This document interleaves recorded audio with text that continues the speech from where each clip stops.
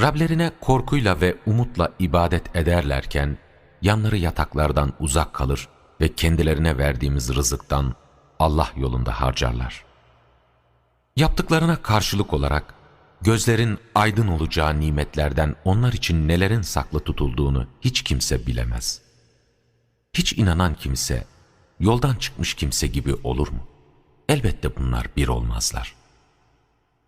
İnananlara ve iyi işler yapanlara, onlara yapmış olduklarına karşılık varıp kalacakları cennet konakları vardır.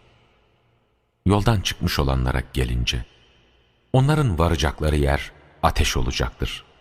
Onlar cehennemden her çıkmak istediklerinde yeniden oraya çevrilecekler ve kendilerine yalanlamış olduğunuz azabı tadın denilecektir.